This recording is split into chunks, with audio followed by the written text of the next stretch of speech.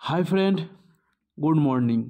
আর তোমরা দেখছো তোমাদের প্রিয় YouTube channel exam guide by Nitu. আমি নিতু, তোমাদের জানাই স্বাগত। আশা করি ভালো আছো এবং সুস্থ আছো। তো বন্ধুরা, আমরা এখন এসএসসি জিডি কনস্টেবল এক্সামের শেষ মুহূর্তের প্রস্তুতি ক্লাস করছি। আজকে নিয়ে এসেছি 16 নম্বর ক্লাস। এর আগে আমি 15টি ক্লাস তোমাদের করে দিয়েছি। তোমরা এখন পর্যন্ত যারা দেখোনি অবশ্যই দেখে নেবে। সম্পূর্ণ সিলেবাস ভিত্তিক এবং পরীক্ষা আসার মতন সম্ভাব্য প্রশ্ন নিয়ে কিন্তু এই ক্লাসটা তৈরি করা হয়েছে। এছাড়াও তোমরা যারা কলকাতা পুলিশ, লেডি কনস্টেবল এবং পিএসসি ক্লার্কশিপ, পিএসসি ফুড এসআইয়ের জন্য প্রস্তুতি নিচ্ছ, তোমাদের জন্য প্রশ্নগুলো সমান গুরুত্বপূর্ণ। তো বন্ধুরা, ভিডিওটা ভালো লাগলে একটু লাইক করে দেবে। আর এখন পর্যন্ত যারা চ্যানেলটি সাবস্ক্রাইব করোনি, তো বলবো অবশ্যই চ্যানেলটি সাবস্ক্রাইব করে নেবে। তো চলো শুরু করা যাক প্রশ্নগুলো। প্রথম প্রশ্ন দেখো, ভারতীয় সংবিধানে কোন অনুচ্ছেদে বলা হয়েছে যে রাষ্ট্র দেশের বিচার ব্যবস্থাকে শাসন বিভাগ থেকে মুক্ত রাখবে? ভারতীয় সংবিধানের কোন অনুচ্ছেদে বলা আছে যে রাষ্ট্র দেশের বিচার ব্যবস্থাকে শাসন বিভাগ থেকে মুক্ত করবে? খুবই ইম্পর্টেন্ট প্রশ্ন। তো সঠিক উত্তর কী হবে? এটা হচ্ছে অনুচ্ছেদ 50-এ কিন্তু বলা আছে। অনুচ্ছেদ 50-এ কী বলা আছে? রাষ্ট্র দেশের বিচার ব্যবস্থাকে শাসন বিভাগ থেকে মুক্ত করবে। এটা একটি কি? রাষ্ট্র পরিচালনার নির্দেশমূলক নীতি। রাষ্ট্র পরিচালনার নির্দেশমূলক নীতি অনুচ্ছেদ 36 থেকে 51-তে বলা আছে। তো এটা কি? রাষ্ট্র দেশের বিচার ব্যবস্থাকে শাসন বিভাগ থেকে মুক্ত করবে। এটি একটি রাষ্ট্র পরিচালনার নির্দেশমূলক নীতি। তো 36 থেকে 51 এবং পার্ট 4-এ কিন্তু এই রাষ্ট্র পরিচালনার নির্দেশমূলক নীতি বর্ণিত আছে। অনুচ্ছেদ 19-এ কী বলা আছে? 6টি স্বাধীনতার কথা কিন্তু বলা রয়েছে। তো অবশ্যই এটা লাইক করে দেবে তোমরা। চলো নেক্সট প্রশ্ন। পরবর্তী প্রশ্ন দেখো, 2011 সালের আদমশুমারি অনুসারে ভারতের নিম্নলিখিত কেন্দ্রশাসিত অঞ্চলগুলোর মধ্যে কোনটিতে প্রতি বর্গ কিলোমিটারে জনসংখ্যা সবচেয়ে কম? কোন কেন্দ্রশাসিত অঞ্চলের জনঘনত্ব সবচেয়ে কম? ভারতে জনঘনত্ব প্রতি বর্গ কিলোমিটারে কিন্তু 382 জন 2011 সালের জনগণনা অনুযায়ী। তো কেন্দ্রশাসিত অঞ্চল বলতে সবচেয়ে জনঘনত্বপূর্ণ কেন্দ্রশাসিত অঞ্চল হল সবচেয়ে কম জনঘনত্বপূর্ণ কেন্দ্রশাসিত অঞ্চল হচ্ছে আন্দামান ও নিকোবর দ্বীপপুঞ্জ। আর সবচেয়ে বেশি ঘনত্ব হচ্ছে নতুন দিল্লি। নতুন দিল্লিতে কিন্তু জনঘনত্ব বেশি। এটা কি? কেন্দ্রশাসিত অঞ্চলের মধ্যে। আর রাজ্যে যদি দেখি, বিহারে কিন্তু জনঘনত্ব সবচেয়ে বেশি, আর সবচেয়ে কম কিন্তু অরুণাচল প্রদেশ।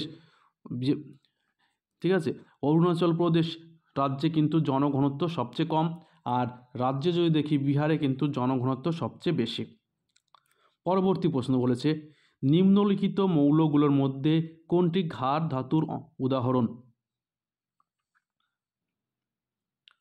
তো দেখো, লিথিয়াম, ফ্লোরিন, ব্রোমিন, আয়োডিন। এর মধ্যে কি? আয়োডিন হলো ক্ষার ধাতুর উদাহরণ। আয়োডিন কি?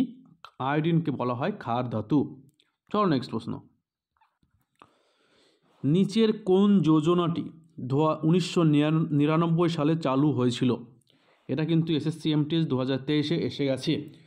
কোন যোজনাটি 1999 সালে চালু হয়েছিল? তো সঠিক উত্তর হবে স্বর্ণ জয়ন্তী গ্রাম স্বরোজগার যোজনা। স্বর্ণ জয়ন্তী গ্রাম স্বরোজগার যোজনাটি 1999 সালে চালু হয়েছিল। তখন ভারতের প্রধানমন্ত্রী ছিলেন অটল বিহারী বাজপেয়ী। শ্রী অটল বিহারী বাজপেয়ী ছিলেন স্বর্ণ জয়ন্তী গ্রাম স্বরোজগার যোজনা চালু হওয়ার সময় ভারতের প্রধানমন্ত্রী, যেটি 1999 সালে চালু হয়েছিল। পরবর্তী প্রশ্ন দেখো,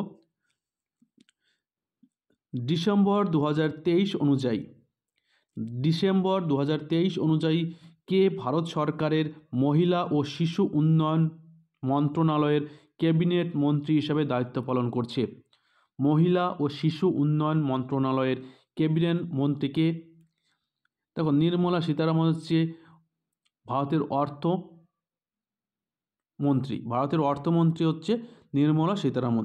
নীতিন গডকরি সড়ক ও পরিবহন মন্ত্রী। আদিবাসী উন্নয়ন মন্ত্রী হচ্ছে অর্জুন মুন্ডা। আর স্মৃতি ইরানি হলো মহিলা ও শিশু উন্নয়ন মন্ত্রণালয়ের ক্যাবিনেট মন্ত্রী। তাহলে নির্মলা সীতারামন কি, এটা মনে হয়ে আছে, নির্মলা সীতারামন ভারতের কেন্দ্রীয় অর্থমন্ত্রী। নীতিন গডকরি কেন্দ্রীয় সড়ক ও পরিবহন মন্ত্রী। অর্জুন মুন্ডা আদিবাসী উন্নয়ন মন্ত্রণালয়ের মন্ত্রী। চলো নেক্সট, পরবর্তী প্রশ্ন, নিম্নলিখিত কোন স্থানীয় বায়ুকে তুষার ভক্ষক বলা হয়? তুষার ভক্ষক কাকে বলা হয়? খুবই গুরুত্বপূর্ণ একটি প্রশ্ন। তো সঠিক উত্তর চিনুক। চিনুক একটি স্থানীয় বায়ুর উদাহরণ। তাহলে চিনুক কি? চিনুক একটি স্থানীয় বায়ুর উদাহরণ যাকে বলা হয় তুষার ভক্ষক। পরবর্তী প্রশ্ন দেখো, বলেছে ভারতে প্রথম মুসলিম আক্রমণ কার নেতৃত্বে হয়েছিল? তো সঠিক উত্তর হবে মোহাম্মদ বিন কাসিম। মোহাম্মদ বিন কাসিম 711 খ্রিস্টাব্দে কিন্তু ভারত আক্রমণ করেছিলেন এবং সিন্ধু প্রদেশ জয় করেছিলেন। কাকে পরাজিত করে? দাহিরকে কিন্তু পরাজিত করেছিলেন। সিন্ধুর রাজা দাহিরকে কিন্তু মোহাম্মদ বিন কাসিম 711 খ্রিস্টাব্দে পরাজিত করেছিলেন। এছাড়া বাবর 1526 সালে তিনি মোগল সাম্রাজ্য প্রতিষ্ঠা করেছিলেন পানিপথের প্রথম যুদ্ধে ইব্রাহিম লোদিকে পরাজিত করে। মোহাম্মদ ঘুরি তরাইনের প্রথম যুদ্ধ 1191 সালে পৃথ্বীরাজ চৌহানের সঙ্গে প্রথমটি পরাজিত হয়েছিলেন, কিন্তু দ্বিতীয়টি 1192 সালে তরাইনের দ্বিতীয় যুদ্ধে কিন্তু তিনি জয়লাভ হয়েছিলেন। সুলতান মাহমুদ 1001 থেকে 1027 পর্যন্ত কিন্তু ভারতে টোটাল 17 বার আক্রমণ করেছিল। সুলতান মাহমুদ 1001 থেকে 1027 পর্যন্ত ভারতকে 17 বার আক্রমণ করেছিলেন। তার মধ্যে 1025 সালে কিন্তু গুজরাটের সোমনাথ মন্দির কিন্তু তিনি লুণ্ঠন করেছিলেন সুলতান মাহমুদ। তাহলে সুলতান মাহমুদ 1025 খ্রিস্টাব্দে গুজরাটের সোমনাথ মন্দির লুণ্ঠন করেছিলেন। মোহাম্মদ বিন কাসিম তিনি প্রথম মুসলিম আক্রমণকারী। কত সালে? 711 সালে কিন্তু তিনি সিন্ধুর রাজা দাহিরকে পরাজিত করেছিলেন। পরবর্তী প্রশ্ন দেখো, তাপমাত্রার আর্দ্রতা, বৃষ্টিপাত, বাতাসের গতি ইত্যাদির সাপেক্ষে কোনো স্থানে বায়ুমণ্ডলের দৈনিক অবস্থানকে বলা হয় কি বলা হয়? তাপমাত্রার আর্দ্রতা, বৃষ্টিপাত, বাতাসের গতি, এগুলোকে কি বলা হয়? এগুলোকে বলা হয় আবহাওয়া। আবহাওয়া কিন্তু বলা হয়ে থাকে। চলো নেক্সট, পরবর্তী প্রশ্ন, সঙ্গম যুগে সাহিত্যের জন্য মূলত কোন ভাষা ব্যবহার করা হতো? সঙ্গম যুগে, তো সঙ্গম যুগে সাধারণত তামিল ভাষা ব্যবহার করা হতো। তো বন্ধুরা, তোমাদের কাছে একটু অনুরোধ, তোমরা অবশ্যই একটু লাইক করে দেবে, আর চ্যানেলটি সাবস্ক্রাইব করা না থাকলে অবশ্যই সাবস্ক্রাইব করে নেবে। তোমাদের কাছে এই অনুরোধ, তোমরা অবশ্যই একটু লাইক করে দেবে। পরবর্তী প্রশ্ন, রোগ সৃষ্টিকারী জীবাণুকে কি বলা হয়? রোগ সৃষ্টিকারী জীবাণুকে কি বলা হয়? তো রোগ সৃষ্টিকারী জীবাণুকে বলা হয় প্যাথোজেন। রোগ সৃষ্টিকারী জীবাণুকে কি বলা হয়? প্যাথোজেন বলা হয়ে থাকে। চলো নেক্সট, ভারতের কোন রাজ্যে মোধেরা নৃত্য উৎসব পালন করা হয়? জ্বালামুখী মেলা কোথায়? হিমাচল প্রদেশে। তো জ্বালামুখী মেলা কিন্তু হিমাচল প্রদেশের একটি উৎসব। পশ্চিমবাংলার বড় উৎসব দুর্গা উৎসব, তামিলনাড়ুর পোঙ্গল উৎসব, আর গুজরাটের হচ্ছে মোধেরা উৎসব। মোধেরা উৎসব কোন রাজ্যে? মোধেরা কিন্তু ভারতের গুজরাট রাজ্যে এই মোধেরা উৎসব পালন করা হয়ে থাকে। চলো নেক্সট, পরবর্তী প্রশ্ন, বিন্ধ্য ও সাতপুরা রেঞ্জের মধ্যে কোন নদী প্রবাহিত হয়েছে? বিন্ধ্য এবং সাতপুরার মধ্য দিয়ে প্রবাহিত নদীর নাম কি? তো বিন্ধ্য এবং সাতপুরার মধ্য দিয়ে প্রবাহিত নদী হচ্ছে অমরকণ্টক। অমরকণ্টক হচ্ছে বিন্ধ্য এবং সাতপুরার মধ্য দিয়ে প্রবাহিত নদী। অমরকণ্টক, তো নর্মদা নদী হচ্ছে অমরকণ্টক পর্বত শৃঙ্গ থেকে কিন্তু নর্মদা নদীর উৎপত্তি হয়েছে। অমরকণ্টক থেকে কিন্তু নর্মদা নদীর উৎপত্তি লাভ হয়েছে। পরবর্তী প্রশ্ন, বিখ্যাত তবলাবাদক জাকির হোসেন তিনি কত সালে পদ্মবিভূষণ সম্মানে সম্মানিত হয়েছিলেন? এর আগে তিনি 1988 সালে পদ্মশ্রী এবং 2002 সালে কিন্তু পদ্মভূষণ পেয়েছেন। আর পদ্মবিভূষণ তিনি কত সালে পেয়েছেন? তো 2023 সালে তবলাবাদক জাকির হোসেন কিন্তু পদ্মবিভূষণ সম্মানে সম্মানিত করেছে কে? ভারত সরকার। ভারত সরকার কিন্তু এই পদ্মশ্রী, পদ্মভূষণ এবং পদ্মবিভূষণ এই সম্মানটি দিয়ে থাকে। চলো নেক্সট। বিরূপাক্ষ মন্দির যেখানে ভগবান শিবের পূজা করা হয় এটি কোথায় অবস্থিত? বিরূপাক্ষ মন্দির কোন দেবতার উপাসনা করা হয়? শিবের। দেখো এগুলো কিন্তু লক্ষ্য রাখবে, এগুলো কিন্তু প্রশ্ন আসে।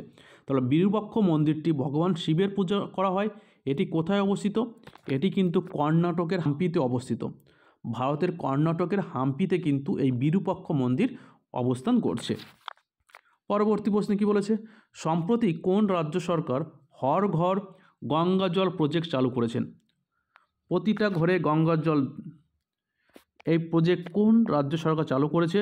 তো আমাদের পার্শ্ববর্তী রাজ্য বিহার সরকার কিন্তু এই হর ঘর গঙ্গা জল প্রজেক্ট চালু করেছেন। আর বিহারের মুখ্যমন্ত্রীকে শ্রী নীতিশ কুমার কিন্তু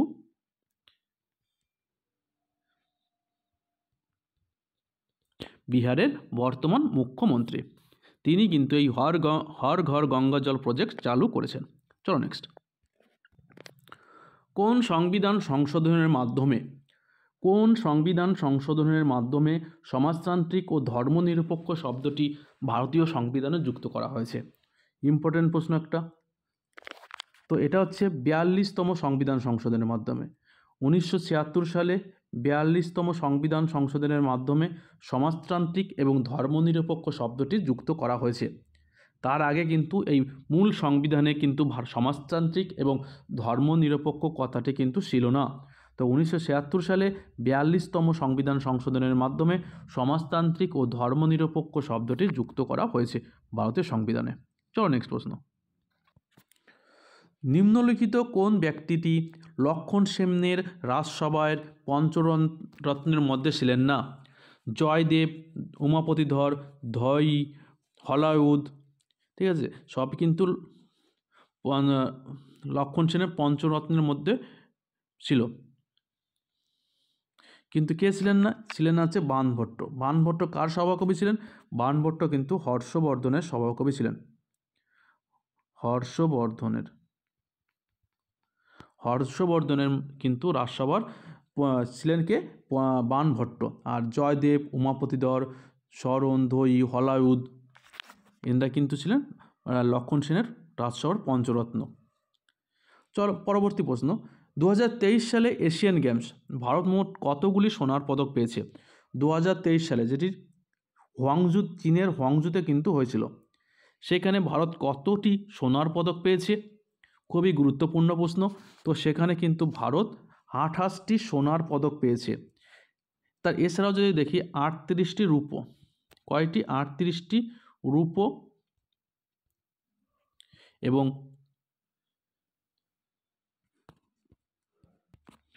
41টি ব্রোঞ্জ পদক পেয়েছে। 28টি সোনা, 38টি রূপো, 41টি ব্রোঞ্জ সহ মোট 107টি পদক ভারত পেয়েছে। ঠিক আছে, 128টি সোনা, 38টি রূপো এবং 41টি ব্রোঞ্জ পদক নিয়ে মোট 107টি পদক কিন্তু এই এশিয়ান গেমসে 2023 এশিয়ান গেমসে ভারত পদক পেয়েছিল। চলো নেক্সট। কোন সংস্থা দ্বারা small industry development bank of India বা SIDBI নিয়ন্ত্রিত হয়? কোন সংস্থা দ্বারা small industry development of India নিয়ন্ত্রিত হয়? তো রিজার্ভ ব্যাঙ্ক অফ ইন্ডিয়া দ্বারা কিন্তু এই SIDBI নিয়ন্ত্রিত হয়, বা small industries development bank of India. Reserve bank of India যেটি 1935 সালের 1 এপ্রিল চালু হয়েছিল, আর জাতীয়করণ করা হয়েছিল 1949 সালের 1 জানুয়ারি। বর্তমান এর গভর্নরকে শক্তিকান্ত দাস। রিজার্ভ ব্যাঙ্কের সদর দপ্তর কোথায়? মুম্বাই। পরবর্তী প্রশ্ন। কোন প্রাণীর গমনাঙ্গ প্যাডেল? তো সঠিক উত্তর হবে তিমির গমনাঙ্গের নাম হচ্ছে প্যাডেল। ঠিক আছে, তিমির গমনাঙ্গের নাম হচ্ছে প্যাডেল। তো বন্ধুরা, এই 20টি প্রশ্ন তোমাদের জন্য ছিল। ভিডিওটা ভালো লাগলে একটু লাইক করে দেবে, অবশ্যই চ্যানেলটি সাবস্ক্রাইব করা না থাকলে অবশ্যই সাবস্ক্রাইব করে দেবে। তো এখনকার আমি বিদায় নিচ্ছি।